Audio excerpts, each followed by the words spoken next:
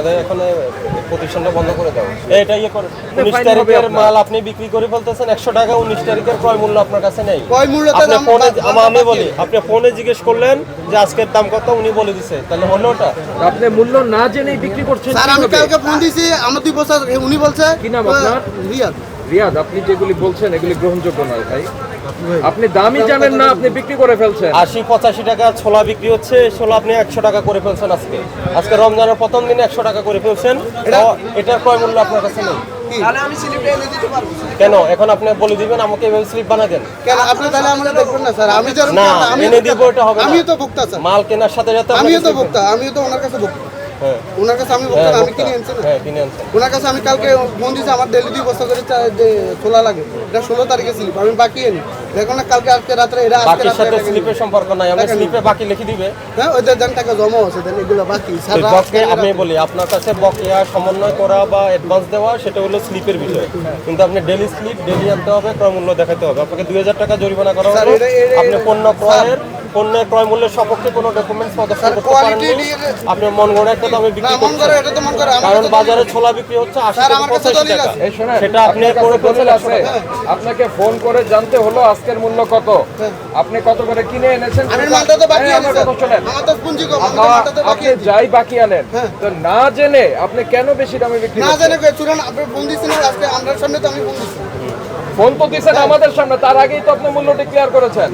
কিভাবে, কিসের ভিত্তিতে?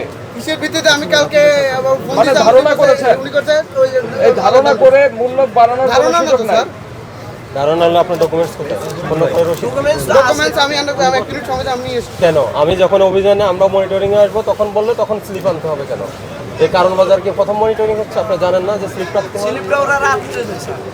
এদের ইয়ে হবে না, আপনাদের এখানে প্রতিষ্ঠানটা বন্ধ করে দেওয়া, কারণ একই মেসেজ একই কথা আমরা সবসময় বলবো না, সবসময় বলে আসতেছি কিন্তু কোনো রেজাল্ট হবে না।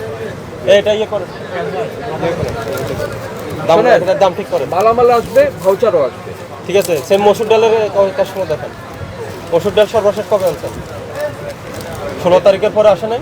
মুসুরি ডাল, হ্যাঁ, মুসুরি ডাল দিয়ে বস্তা আনছি, ওই যে কবে? এক বস্তা আছে, এক বস্তা নিছে একসাথে না, একসাথে 25 কেজি এখানে ছিল, 25 কেজি নিছে। এই দামেরটা বিক্রি হচ্ছে এখন, জি, এই দামে। নতুন দামে আসে নাই। না কত আসছে দেখেন তো? এটা ওটা আসছে স্যার 154 154 হয়েছে। বিক্রি করতেছেন কত? 160 টাকা। ওটা হাসিনা মার্কেট থেকে আনেন।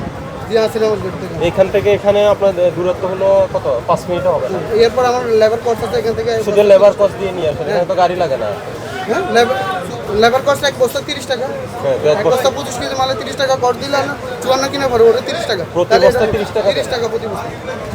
তো যোগ করেন 30 টাকা প্রতি বস্তা, 25 3850 যোগ 30 3880